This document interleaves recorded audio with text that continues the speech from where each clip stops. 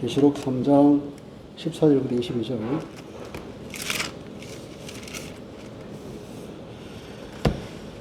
교독하시겠습니다.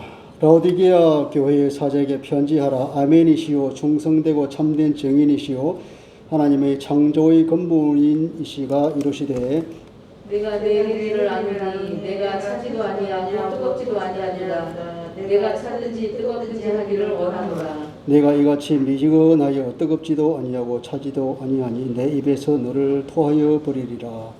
내가 말하기를 나는 부자라 부여하여 부족한 것이 없다 하나 내 공부한 것과 가련한 것과 가난한 것과 눈먼 것과 벌거벗은 것을 알지 못하는도다. 내가 너를 권하노니 내게서 불로 연단한 금을 사서 부유하게 하고 흰옷을 사서 입어 벌거벗은 수치를 보이지 않게 하고 안약을 사서 눈에 발라 보게 하라. 물은 내가 사랑하는 자를 책망하여 징계하노니 그러므로 내가 열심을 내라 회개하라. 볼지어다 내가 문 밖에 서서 두드리노니 누구든지 내 음성을 듣고 문을 열면 내가 그에게로 들어가 그와 더불어 먹고 그는 나와 더불어 먹으리라. 이기는 그에게는 내가 보좌에 함께 앉게 하여 주기를 내가 이기고 아버지 보좌에 함께 앉은 것과 같이 하리라. 같이 읽겠습니다. 귀 있는 자는 성령이 교회들에게 하시는 말씀을 들을지어다. 아멘.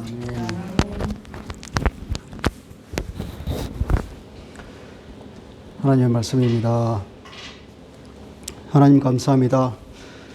오늘도 하나님 말씀을 듣기를 원하오니 성령께서 충만하게 임재하여 주셔서 어제 주님의 말씀만 선포되게 하시고 그 말씀이 우리의 영의 양식이 되어서 우리가 살아갈 수 있는 큰 힘이 되게 하여 주옵소서. 예수 그리스도 이름으로 기도합니다. 아멘.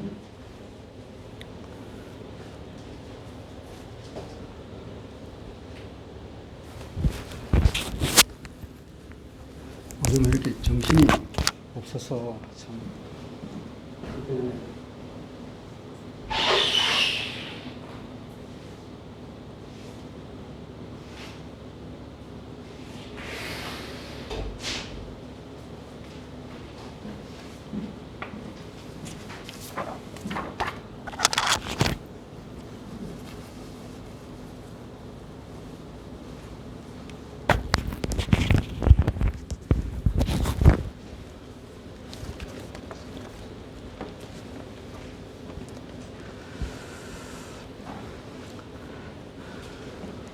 요즘처럼 교회가 세속화되었다는 얘기를 들은 적이 없을 것입니다. 날로 세월이 가면 갈수록 우리의 신앙이 세속화되는 것을 보면서 안타까운 마음입니다. 그것은 주님께서 우리를 보시기에 더 안타까우리라고 생각합니다. 우리가 지금처럼 우리가 물질적인 부유한 세상을 산 적이 없죠. 한국을 보면 단군 이래 5,000년 역사 가운데 지금처럼 물질적으로 잘 사는 시대는 없을 것입니다. 우리가 최고의 물질적인 부를 누리고 사는데 근데 우리가 이것을 복을 받았다 하고 단적으로 말할 수 있겠느냐 하는 거죠. 그러니까 극빈의 상황을 벗어난 것은 분명히 복이라고 볼 수 있겠는데 그보다 더 나간 지금의 상태가 과연 복 받았을까 하는 생각을 하게 됩니다. 오히려 그 물질적인 풍요가 도덕적인 타락과 나아가서 영적인 타락으로 연결된 것을 우리가 보게 되죠. 이스라엘의 역사를 우리 보면 알잖아요. 북이스라엘의 역사가 그랬죠. 우리 호세아 선지서를 지금 보고 있는데 호세아가 말하는 그 시대, 그러니까 북이스라엘이 최고로 전성기를 따랐던 여로보암 2세 그 이후에 한 30년 만에 그냥 급전직하해서 나라가 망한 그 시대죠. 그때 북이스라엘 두고 책망하는 하나님의 말씀이 나오죠. 그들의 그 물질적인 부요가 오히려 복이 되지 않고 그들에게 영적으로 저주가 됐다는 사실입니다. 우리가 역사에서 배워야 하겠죠. 한국의 교회에다 보면 너무 물질적으로 부유해서 오히려 그 물질적인 부에 취해서 사는 것처럼 그렇게 느껴질 때가 많습니다. 세상의 불의에 너무나 침묵하는 교회가 많고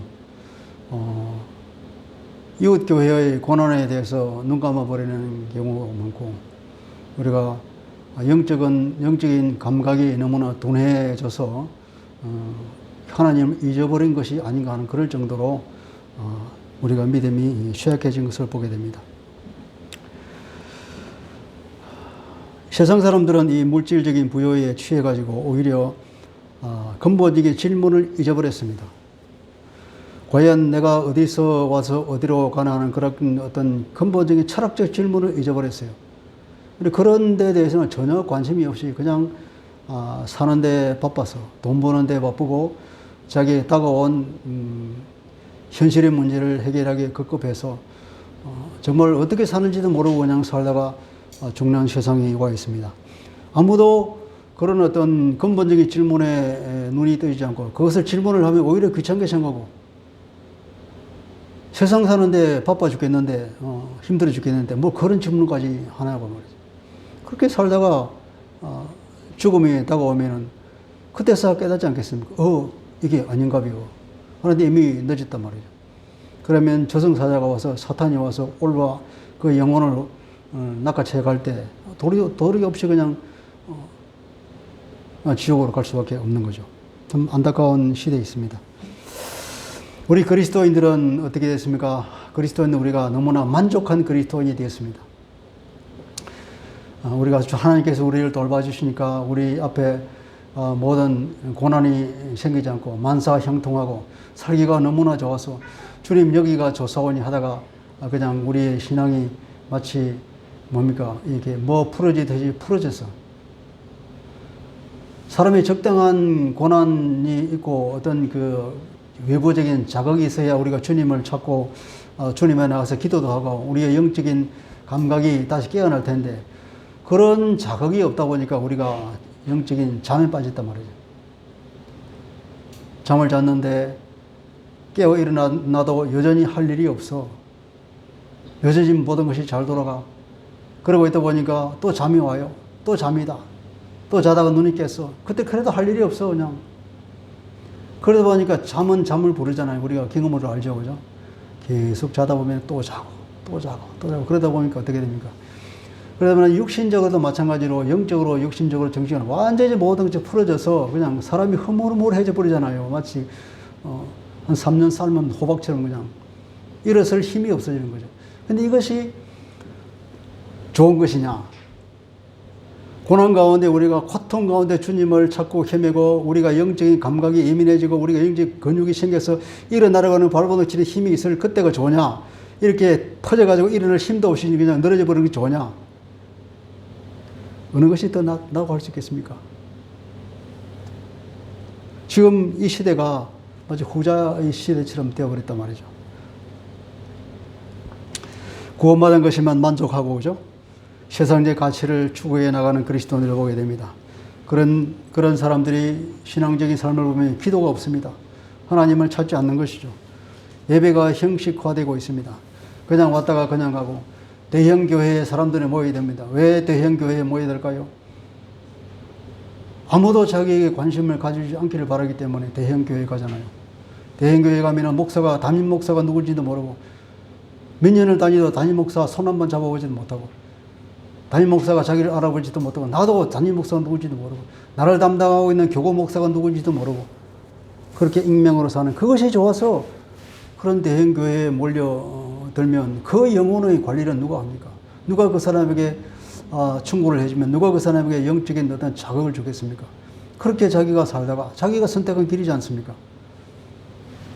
그렇게 영적인 근육이 희미해지고 주님 보시기에 아름다운 삶을 살지 못하는 경우로 떨어지겠죠. 오늘 요한계시록을 우리가 읽었습니다. 요한계시록은 어떤 책입니까? 이 요한계시록이 언제 쓰였냐 그러면 아마 주후에 주님 후에 한 90년이나 100년 그 사이에 쓰여졌다고 보겠죠. 1세기 말이라 말입니다. 그때는 정치적으로 어느 시대입니까? 로마의 지배에 있는데 로마의 도미티아누스 황제가 집권할 때라고 볼 수 있겠습니까? 도미티아누스는 주후 81년에서 96년 사이에 황제를 했다고 합니다. 그러니까 이 시대에 좀 되겠죠. 60년대 말에 후반에 네로가 통치하면서 얼마나 많은 그 기독교에 대한 박해가 있습니까? 네로에 대해서는 기독교인들에게 끔찍한 트라우마가 있는 그런 왕이 황제죠. 그런 황제 이후에 황제가 죽으면 이제 그들을 신으로 모시게 됩니다. 황제 숭배가 서서히 일어나는 거죠. 그런데 드디어 도미티아누스는 기독교를 박해할 뿐 아니라 자기가 스스로 이제 황제가 되었습니다. 살아있는 황제가 됐단 말이죠.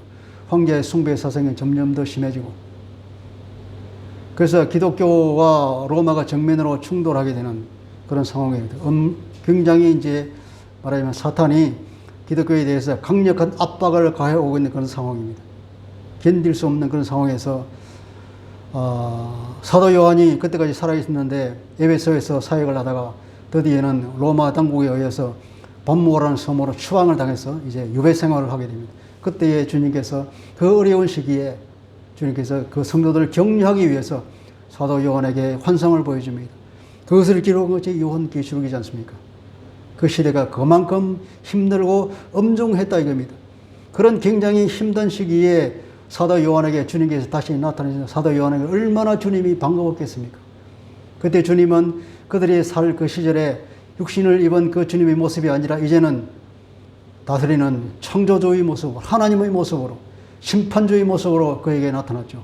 그 모습이 적혀 있는 것이 요한계시록 보면 1장에 주님의 모습이 어떠한 것인가를 잘 묘사하고 있지 않습니까? 그런 주님께서 그 어려움을 끼고 있는 교회들에게, 그 어려운 세월을 살아가고 있는 성도들에게 격려의 메시지를 준 것이 이 요한계시록이죠. 특별히 7교회, 그러니까 아시아에 있는 7교회에 주는 편지의 형식으로 그 계시가 주어졌죠. 그런데 7교회에 주는 교회, 에베소 교회로부터 시작해서 마지막 교회, 라오디게아 교회까지 이를 때에 오늘 이 마지막 메시지입니다. 7번째 교회에 해당하는 라오디게아 교회에게 주는 메시지가 오늘 우리가 읽었던 이 말씀이란 말이죠. 각 교회들마다 잘한 것은 칭찬하고 잘못된 것을 또 지적하면서 하나님 주님께서 회개하고 돌이키라고 메시지 주는데, 이 라오디게아 교회를 보니까 잘했다는 칭찬이 하나도 없습니다. 라오디게아라고 하는 도시는 어떤 곳인가 하면 소아시아 지방, 지금으로 치면 터키 지방이죠. 그죠? 그 터키 지방에 리쿠스라고 하는 계곡에 위치하고 있습니다. 거기에는 무려 그 당시로 치면 고속도로가 3개나 지나가는 그런 교착 지점에 있어서 교통의 요충지되었습니다. 우리 잘 아는 이쪽에 있는 그 안디옥 교회에 있는 그 안디옥과, 시리아 안디옥과 서로 견줄 정도로 굉장히 번화한 도시였고, 그 당시로는 알아주는 대도시였지 합니다. 그 인근에 어떤 도시가 있냐면 골로새라고 하는 도시가 있습니다. 그 옆에는 또 어디 뭐니까 히에라볼리라고 하는 도시가 있습니다. 우리 성경에 골로새서라는 성경이 있죠, 그죠? 그걸 그러니까 그 골로새, 데살로니가 아니라 골로새서라고 하는 그 편지글이 있지 않습니까? 거기에 보면 대략적인 상황이 좀 나오기도 해요.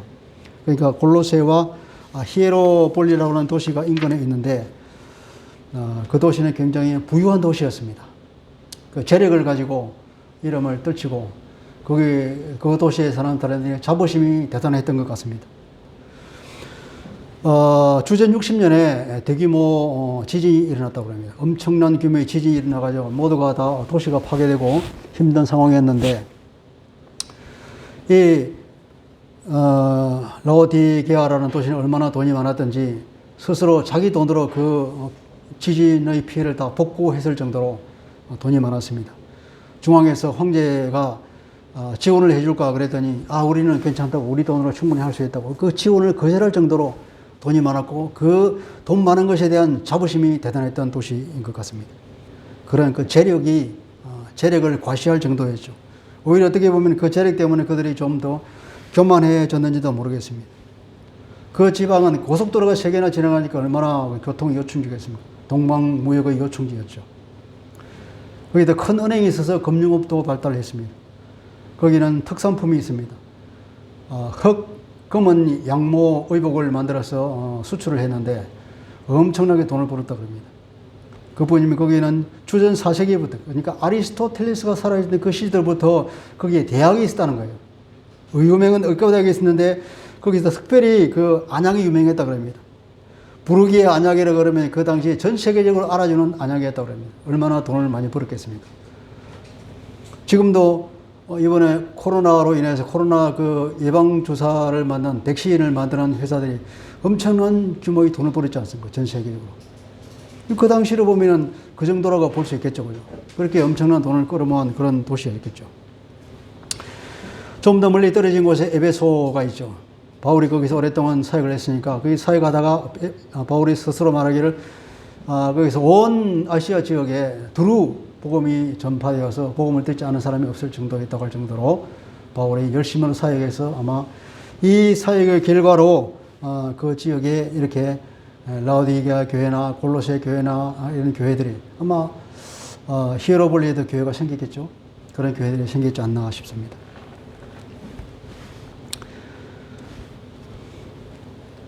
그 에바브라라고 하는 사람이 굉장히 지도자였던 것 같습니다. 골로새서 4장 13절에 보면은 그가 하는 그 에바브라를 얘기해요. 에바브라가 너희와 라오디게아에 있는 자들과 히에라볼리에 있는 자들을 위하여 많이 수고하는 것을 내가 증언하노라.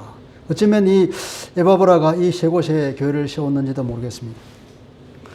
이 라오디게아 교회의 초대 감독은 아키포라고 추정됩니다. 골로새 교회를 담임했던 빌레몬은 아들이 아마 아키포죠. 골로새서 4장 17절에 보면 이런 말이 있습니다. 아키포에게 이르기를 주 안에서 받은 직분을 삼가 이루라고 하라. 그러니까 아키포가 이 라오디게아 교회를 이끌고 있었던 거죠. 그 이유는 요한계시록에 써 있을 때는 누가 감독했는지 모르겠지만 상당히 라오디게아 교회가 타락했던 시절인 것 같습니다. 주님께서는 라오디게아 교회를 책망하기를 그들의 신앙이 너무나 미적지근하다고 책망하고 있죠. 뜨거우면 뜨겁든지 식으면 식든지 이렇게 뭔가 특색을 나타내서 쓸모가 있어야 되는데 너희들은 미지근해서 아무 쓸모가 없다 이 말이에요. 라오디게아가 그렇게 돈을 많이 벌고 했는데 단 하나 유일한 약점이 있었는데 물이 없던 거예요. 물. 뜨거운 물은 어디서 가져오냐면 히에라볼리에 유명한 온천이 있어서 그 온천물을 끌어다 썼습니다. 그리고 생수로 쓸 때에는 골로새에는 아주 시원한 생수가 있는 그런 겨울이 많아서 거기서 생수를 끌어왔죠. 관을 묻어서 물을 끌어왔는데. 그런데 물을 끌어오다 보니까 꽤 멀리 10km 내지 16km 떨어진 곳이었는데 그 정도 오다 보니까 이게 생수는 어떻게 되겠습니까? 끌어오는 중에 그냥 미지근한 물이 돼버린 거예요. 온천물은 그 뜨거운 온천물을 길어왔는데 이 라오디게아에 좀 오니까 그것도 마찬가지로 미지근한 물이 돼버린 거예요. 온천물로도 쓸 수 없고 마실 물로도 적지 않고 주님께서 그걸 비유해서 말하는 거죠. 너희들이 쓸모가 없어. 온천은 뜨거워야 온천물의 가치가 있는 것이고 먹는 물들은 생수로 시원해야 물이 맛있는데 뜨겁지도 않고 차지도 않고 아무짝에도 쓸모없는 그래서 그 물을 마시면 어떻게 됩니까? 구역질을 낳는 그런 구역질. 라오디게아 교회는 주님을 구역질 나게 하는 교회가 되었습니다. 21절에 보면 이기는 그에게는 내가 내 보좌에 함께 앉게 주겠다. 이기는 자에게 주는 그 상을 받을 수 없는 자가 되는 이기는 자가 될 수가 없는 거죠. 이렇게 살면 주님 보시기에는 그렇습니다. 라오디게아 교회의 성도들은 이기는 자가 되지 못합니다. 그들의 식어버린 신앙의 열기를 주님께서 19절에 보면 열심을 내어라 회개하라 이렇게 말할 수가 있죠. 열심을 내어라. 너희들은 너무 신앙이 식었다. 신앙의 열정이 식어서 회개하라고 주님 말씀하고 있습니다. 그러니까 신앙의 열기가 식었다고 하는 것은 하나님 이외에 주님 외에 다른 무언가를 추구했다는 거죠. 내가 보기에 가치 있는 것이 하나님 말씀뿐 아니라 다른 것도 가치 있는 것이 많아. 혹은 그보다 더 가치 있는 것을 생각하면서 그걸 추구했다는 거 아니겠습니까? 그러니까 신앙에 대한 열기가 식는 거죠. 주님에 대한 관심이 줄어들었다는 것입니다. 그게 무엇이겠습니까? 그들이 볼 때는 그들이 너무 돈이 많아서 돈인 것 같습니다. 돈. 재물이 하나님에 대한 사랑을 덮어버린 것이죠. 그들은 세상의 인정을 받는 것을 더 중요하게 생각해서 돈으로 자기를 내세우고 자기를 온 세상 사람으로부터 인정받는 사람으로서 더 자기를 내세웠던 것이죠. 그래서 그러지 않습니까? 나는 부유해 여기가 안전해. 그럽니다. 안주하는 신앙이죠. 그죠? 그러다 보니까 문을 닫고 스스로를 고립해버린 것입니다. 자기 만족감에 빠져버린 거예요. 더 깊은 그 신앙의 성숙 자리로 나가지 못한 것입니다. 주님께서 그렇게 말하죠. 20절에 보면 볼지어다 내가 문 밖에 서서 두드린다. 라오디게아 교회야 내가 너 밖에 서서 교회의 문을 계속 두드린다. 라오디게아 성도들아 내가 너희 마음의 문을 계속 두드린다. 이미 내 앞에 와 있어. 계속 두드리고 있어. 문 좀 열어 제발 이 말이에요. 그들은 주님 앞에 문을 닫고 스스로 고립해 있습니다. 자기 만족감에 빠져 있습니다.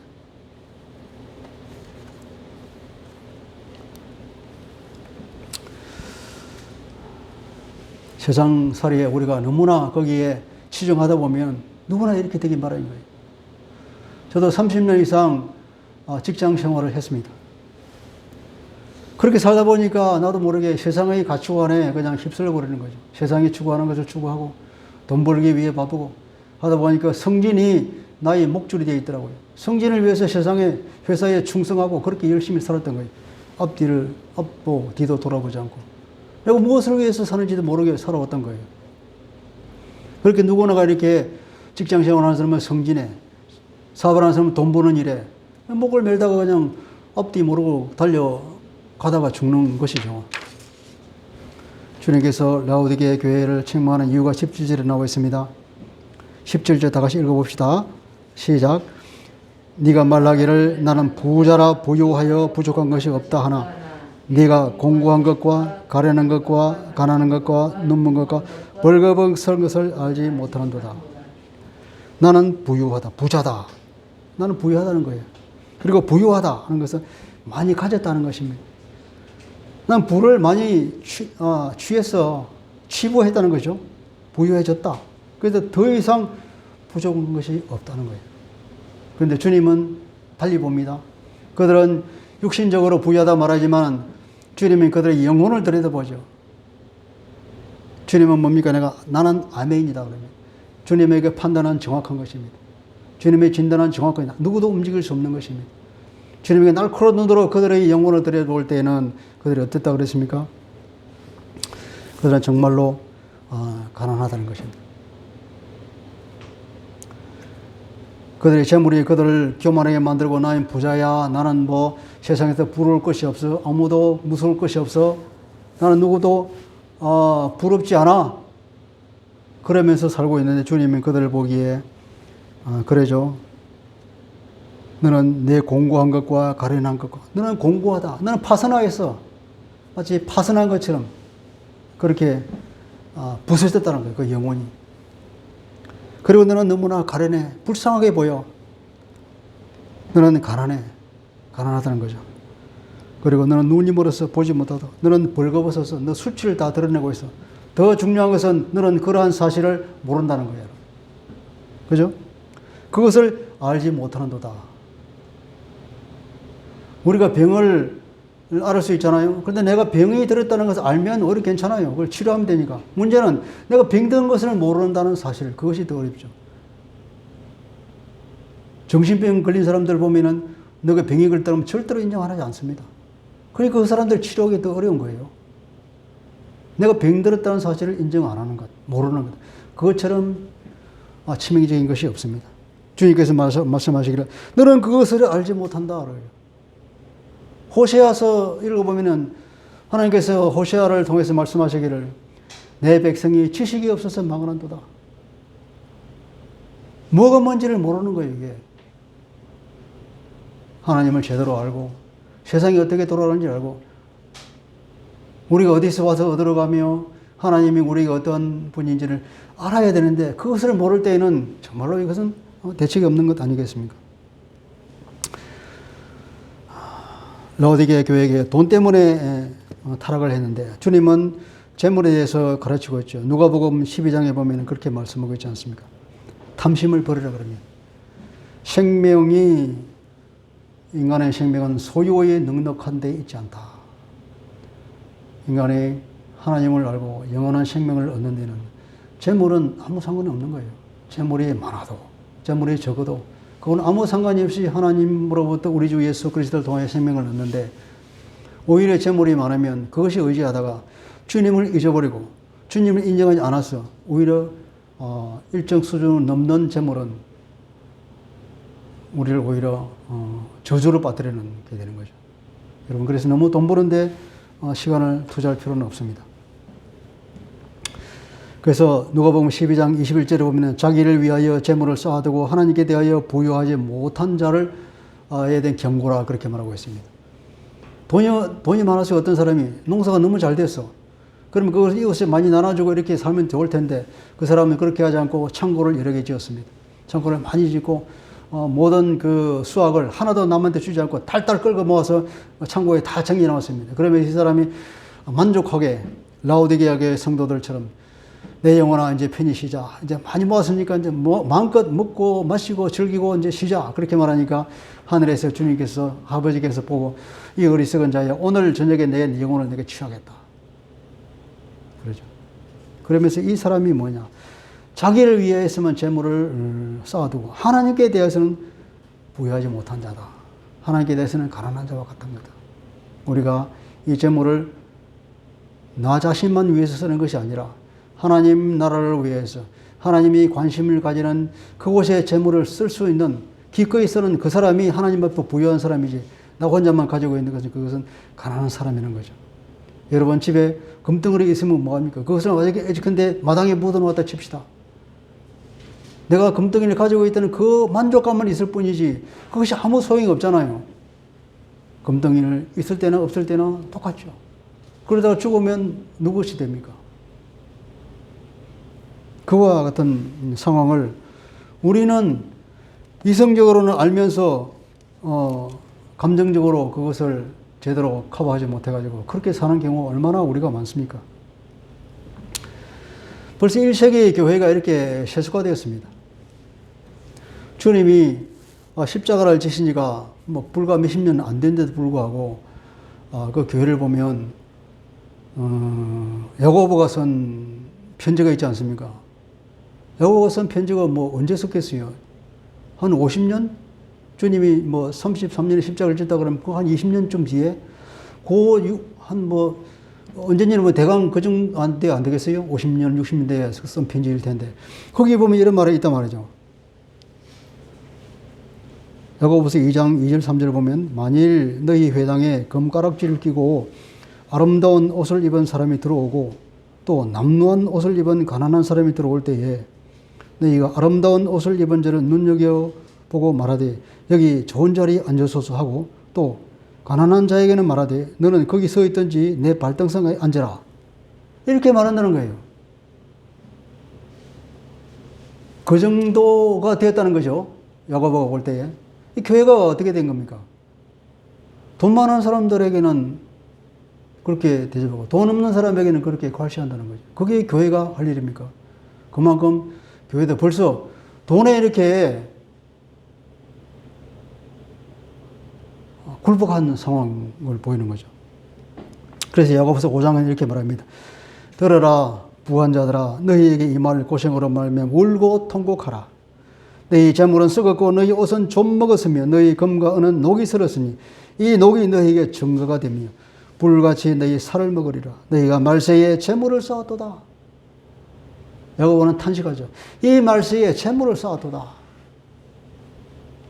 재물을 쌓아서 그것이 얼마나 오래든지 금이 녹슬고 은이 녹슬었다고 그렇게 말하고 있는 겁니다. 그 재물이 녹이 슬 정도로 아무것도 주지 않고 자기만 정해 놓는 거예요. 금덩어리를 그냥 마당에만 파먹고 있는 그 사람들. 그렇게 야고보는 탄식하고 있습니다. 부라는 재물에는 세상을 추구하다가 하나님의 나라를 잊어버린 사람을 책망하는 것이 아니겠습니까? 우리는 이러한 우의 잘못에 빠져들지 말아야 되겠죠. 주님은 라오디게아 사람들을 보고 너희들은 착각 속에 빠져 있다는 겁니다. 착각하지 마라. 우리는 얼마나 많은 착각 속에 사는지도 모르겠습니다. 육신의 관점에서 보자면 참 부자이겠지만 영적인 관점에서 보면 비참한 상태라는 거죠. 비참한 사람인데 어느 정도냐. 그 원문을 보면 마치 재난을 당한 것 같다. 재앙을 당한 사람이라고 하다. 파선하는 사람이 파선. 배를 타고 하다가 배가 부서진 것. 그리고 가련하고 가난한 사람이요 눈먼 사람이요 벌거벗은 사람이라고. 이것은 바로 물질의 소유로 자신의 위상을 자랑하려는 그런 태도를 지적하는 것이죠. 물질의 소유로 자신의 위상을 자랑하려는 태도는 비단 그때뿐이 아니고 오늘날도 여전히 그렇지 않습니까? 얼마나 많은 사람이 자기의 물질의 소유로 자기의 위상을 자랑하고 있습니까? 또 그것을 그렇게 자랑하고 싶어서 돈 버는 데면 혈안이 되어서 온 자기의 에너지를, 자원을 다 돈 버는 데만 투자해버리고 그런 시대가 와 있지 않습니까? 그래서 신앙의 생명을 잃어버린 것이죠. 그죠? 신앙의 생명은 예수의 향기가 없는, 우리 그리스도인에게서 예수의 향기가 없다면 그게 무슨 신앙이겠습니까? 그리스도인다움을 잃어버렸다는 것이죠. 살아가는 그 모습에서 사랑을 찾아볼 수가 없다는 것이 되었습니다. 오늘 우리의 신앙을 보면은 나 자신도 우리가 돌아봐야 되겠죠. 내가 구원받았으면 됐지 그런 생각에 빠지지 않습니까? 그만하면 됐지 내가 만족하고. 내가 구원받으면 됐지 뭘 더 어떻게 하라고. 그래서 그 간섭받는 게 싫어서 대형교회 가고 작은 교회에 이렇게 목사와 얼굴을 마주치기 싫다는 건 아니겠습니까? 세속의 삶에 만족해서 여기에서 취해서 사는 거죠. 세상이 너무나 즐겁고 좋아. 시간만 나면 그냥 세상적인 쾌락을 찾아서 떠나고. 옛날에는 시간이 없어서 교회 못 온다 그러지만 이제는 토요일 놀잖아요. 대부분의 사람들이. 토요일 오니까 그냥 토요일 하루는 또 노는 게 바빠가지고 하루 노는 것이 하루는 부족해. 그래서 일요일까지 놀아야 되겠어. 그리고 너무 노는데 바빠서 그냥 교회 다니는 사람들은 그냥 노는데 빠져서 저거 개울로 가고 산으로 가고 들로 가고 그냥 교회를 잊어버렸습니다. 예수님을 잊어버렸어요. 예수님 얼굴을 잊어버렸어요. 이것이 오늘 우리들에게도 영적인 현실입니다. 그런데 뭡니까? 그 당시에 처음부터 말씀드렸지만 그 시대에 도미티아누스 황제가 집권하면서 스스로 자기가 살아있으면 자기가 신이라고 주장하고 황제 숭배를 강요하는 그 시대가 되고 강력하게 그리스도인들을 핍박하는 것인데 외적으로 얼마나 많은 사단의 공격이 사단의 강력한 어떤 도전이 오고 있습니까? 그런 상황에 이런 영적으로 그냥 둔감한 상태가 되어버리는 것도 얼마나 위험한 상황입니까?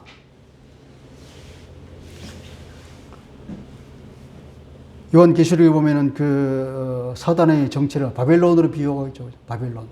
바벨론의 음행을 지적하고 있단 말입니다. 음녀라고 하는 그 음녀를 심판하는 게 맨 나중에 나오잖아요. 요한계시록 18장, 19장 나오죠. 그 음행이 무엇입니까? 그 음행을 해석하기를 다 경제적인 어떤 이득을 취하는 걸 음행이라고 하죠. 로마 황제 숭배를 하고 황제의 로마 정치에 잘 협조하면 로마는 그 나라에 경제적인 이득을 주죠. 그러니까 황제 숭배라는 그 우상 숭배와 돈을 맞바꾼다는 거예요. 내 신앙과 돈을 맞바꾼다는 것입니다. 그것이 그렇게 표현하고 있죠. 그 음행이라고 표현하고 있습니다. 믿음을 돈과 맞바꾸는 것. 그러면 신앙의 활력은 잃어버리고 주님 보시기에 역겹게 되는 것입니다. 주님은 라오디게아 사람들을 보면서 내 행위를 안다 그렇게 말하고 있죠. 15절을 보면 내가 네 행위를 아노니. 너 이거 행위를 안다 이 말이에요. 그런 역겨운 행동을 내가 안다. 너 이거 음행을 내가 안다 이 말이에요. 돈과 믿음을 맞바꿔 버리는 것. 그런데 이것이 오늘날 우리에게 그대로 적용된다는 사실을 보면 소름이 끼치죠. 우리는 오늘날 얼마나 많은 사람들이 우리 자신도 그렇고 믿음과 이 돈을 맞바꿔 버리고 있습니까? 그것은 주님을 역겹게 하는 행동입니다. 교회에 많은 헌금을 낸다고 그 사람의 신앙에 좋다는 것은 직접적 관련이 없는 것입니다. 썸마나 교회는 정반대의 결과가 있죠. 썸마나 교회는 그 2장에 말하고 있는데 2장 8절에 보면은 썸마나 교회 2장 9절이죠. 썸마나 교회를 보고 내가 내 환난과 궁핍을 알거니와 실사가 내가 부유한 자라. 오히려 정반대지 않습니까? 라오디게 교회는 그 물질적인 부여 때문에 하나님 보시기에 주님 보시기에 너는 가난하다, 너는 파산한 사람이다 이렇게 말하고 있지만 근데 그 썸마나 교회 그 환난과 그 가난과 그 그런 극한 가는 그 힘든 상황에도 불구하고 믿음을 지키는 그들을 보고 너는 부유한 사람이다 이렇게 주님께 선언해 주시는 거예요. 무엇이 더 좋을까요? 육신적인 부여에 빠져서 믿음에 파산하는 사람보다는 오히려 육신적인 고난이 있더라도 믿음에 부유하다고 주님으로부터 인정받는 그 사람이 얼마나 좋습니까? 세상 풍조에 물든 신앙은 힘을 상실하게 되죠. 그래서 주님께서는 속지 말아라, 착각하지 말아라 하는 것입니다. 주님의 안타까운 마음을 우리는 읽어야 될 것입니다. 주님께서 그들을 미워서 그렇게 합니까? 그 안타까운 마음 때문에 그 교회 앞에서 교회의 문을 두드리는 거예요. 우리의 마음문 앞에서 우리의 마음문을 두드리는 건 아닙니까? 계속 제발 좀 정신 좀 차리라. 마음문을 열고 나와 교제를 하자. 내 속에 들어가서 내 안에서 풍부한 삶을 누리라는 거죠. 세상에 주는 그런 기쁨이 아니에요. 내가 주는 진정한 기쁨과 진정한 풍성한 삶을 누리라고 주님 우리를 초청하고 있는 것입니다. 여러분, 우리 내면의 그 깊은 그곳, 정말로 나를 움직이는 것이 무엇인가 우리는 한번 생각해 봐야 될 것입니다. 과연 무엇이 나를 움직입니까? 나는 무엇에 딸려서 생활하고 있습니까? 그것이 혹시 돈인가요? 혹시 그것이 명예인가요? 아니면 혹시 다른 사람의 이목인가요? 만약 그렇다면 그것은 우리가 내버려야 될 것입니다. 우리를 움직이는 그 동력이 하나님에 대한 사랑, 우리 주님에 대한 사랑이나 주님이 우리에게 주시는 그 말씀이나 성령님의 인도가 아닐 경우 그 모든 것들은 우리가 버려야 될 것입니다. 그래서 우리가 주님의 마음과 주님의 생각으로 충만히 채울 수 있기를 바랍니다. 주님은 라오디게아 교회를 권고하죠. 진정한 부자가 되라는 것입니다. 어떻게? 나에게서 뭘 사라는 거죠. 불로 연다는 금을 사라는 거예요. 라오디게아의 금이 아니라 그 지방에 있는 돈이 아니라 주님이 주신 주님에게서 살 수 있는 진정한 금을 사라는 겁니다. 그 금은 어떤 겁니까? 불로 연다는 금입니다. 불의 연단이 믿음의 점검을 만들어낸다고 볼 수 있겠죠. 연단과 고난, 우리는 그것을 두려워하고 회피하고 싶지만 오히려 그것이 믿음의 금을 만들어내는 길입니다. 그리고 주님께서는 흰옷을 입으라 그럽니다. 라오디게아 지방에 자라가는 금은 양모옷이 아니라 주님으로부터 살 수 있는 흰옷을 입으라는 거죠. 그래서 수치를 멸하는 것입니다.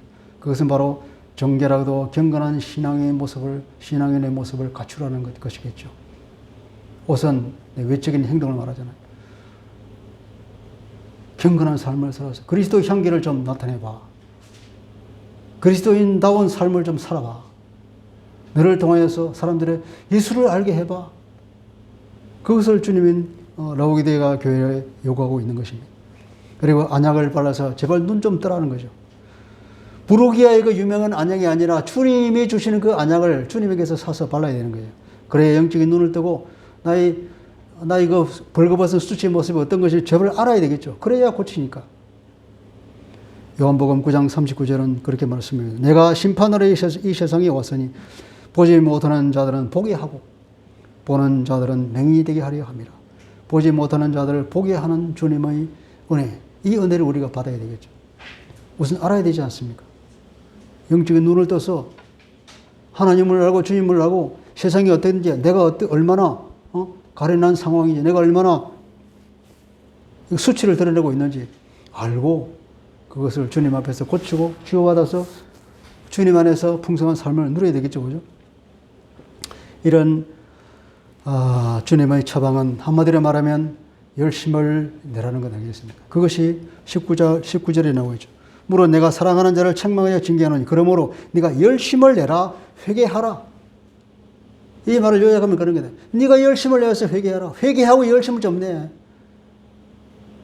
다른 데 세상 살아가는데 돈 버는데 열정을 내지 말고 주님을 알아가는 그곳에 열정을 좀 내라 이 말이에요. 그 미지근한 신앙을 살지 말고 영적으로 잠든 상태에서 깨어나서 주님과 동행하는 삶을 좀 살아라는 것입니다. 그러니까 그 시기에 이제 영적 전투가 확 벌어질 텐데 이 영적 전투에서 제발 싸워서 이기라는 거 아닙니까? 그래서 이기는 자에게 주는 그 복을 받아 누리라. 나의 보좌에 함께 앉아서 세상을 통치하는 그 통치권을 함께 받아 그 영광을 누리라. 이 말 아니겠습니까? 이제 곧 다가올 그 영적 전투. 우리에게는 이미 와 있지 않습니까? 사단의 이 시절에는 아까 제가 말씀드린 대로 모르는 사이에 와 있는 거에 계속 우리를 나태하게 만들어, 영적으로 나태하게 만들어서 자도 또 자도 계속 아무 할 일이 없는 것처럼 보이게 완전히 풀어져서 이런 날 힘조차 없게 만들어버리는 것. 얼마나 무서운 사단의 공격입니까? 우리 눈에 보이게 그냥 칼을 들고 오는 것이 더 낫죠.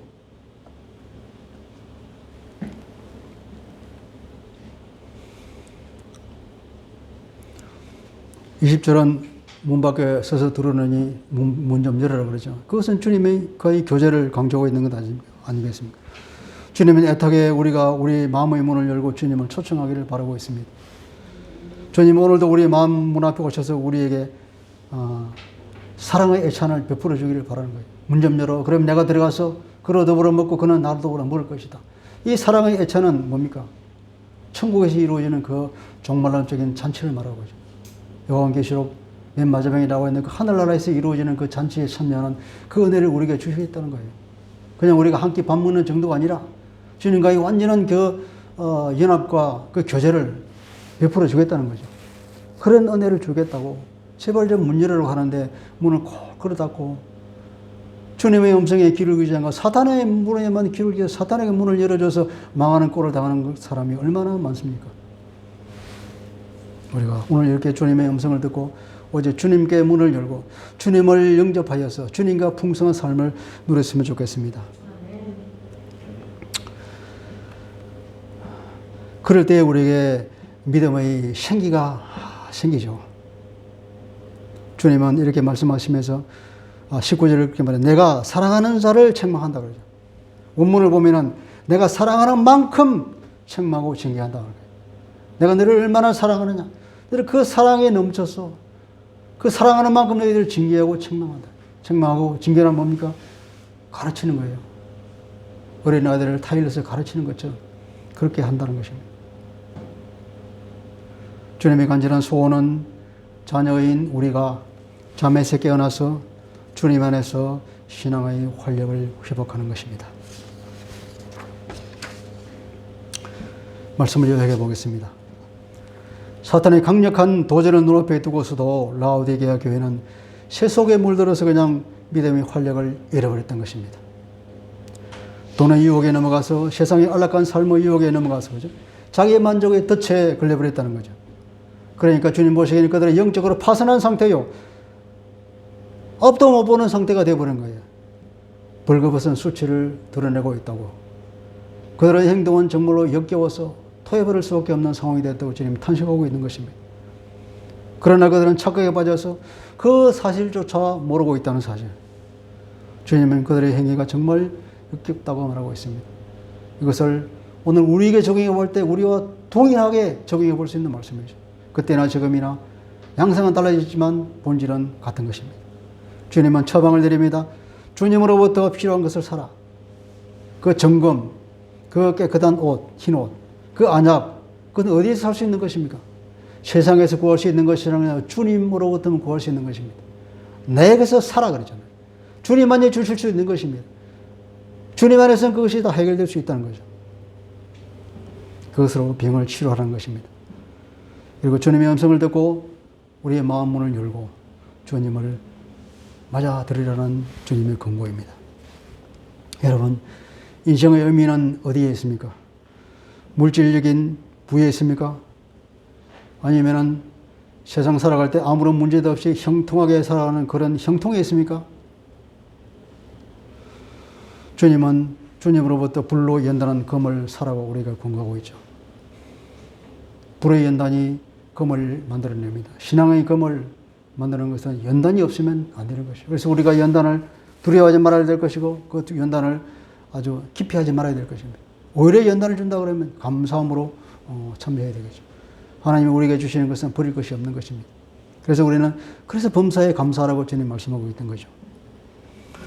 우리가 기복신앙, 얼마나 많은 사람이 기복신앙에 빠져 있습니까?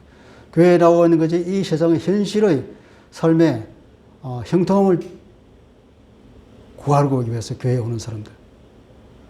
그것은 정말로 중요한 것을 못 보고 있는 거죠. 정말 바로 앞에 눈에 떨어지는 이것만 보고 있는 거죠. 눈을 들어서 하늘을 보고 정말로 영원하고 중요한 것을 봐야 될 건데 세상만 바라보면서 주님, 어떤 분이 그렇게 말하대요. 세상 그 교회에 나와서 기도하는 많은 사람들의 기도를 잘 들어보면 한마디로 요약하면 이런 거라고. 주님, 내게 복을 많이 주십시오. 그래서 다시는 주님 앞에 올 필요가 없어. 그런 복을 내려주십시오. 이렇게 기도한다고. 그것이 기복신앙 이런 것입니다. 그리고 자기 만족에 빠져버렸습니다. 라오디게 교회는 자기 만족에 빠져요. 너무나 부유하니까 부를 곳이 없고 나는 이만하면 됐어. 영적으로 눈뜬 장님이 됐다는 거죠. 이만하면 됐다는 안주하는 신앙, 그죠? 그리고 자기 속에 고립된 그런 신앙, 주님이 그것을 탈피하라는 것입니다. 우리가 무엇을 바라봐야 될 것입니까? 세상을 보지 말고 세상에는 이게 소망이 없는 거예요. 오직 주 예수 그리스도를 바라봐야 되는 거죠. 주님 안에 온갖 부하가 다 있다 그러지 않습니까? 세상을 바라보지 말고 주님을 바라봅시다. 우리가 불같은 영광 가운데서도 오직 주님을 바라보는 성숙한 신앙인이 됩시다. 우리 주님과의 사랑의 교제 가운데서 풍성한 삶을 누립시다. 주님과 함께 통치의 보좌에 앉아서 세상을 다스리는 영광을 함께 누립시다. 아멘입니다. 주님 감사합니다. 오늘 라오디게아 교회에게 주는 주님의 책망과 주님의 권고를 들었습니다. 주님, 라오디게아 교회에게 주는 말씀이지만 그것이 오늘날 우리에게 그대로 적용된다는 것을 우리가 보면서 주님, 우리를 돌아보게 됩니다. 우리가 세상의 가치관을 따라 사는 경우 얼마나 많은지 돌아보면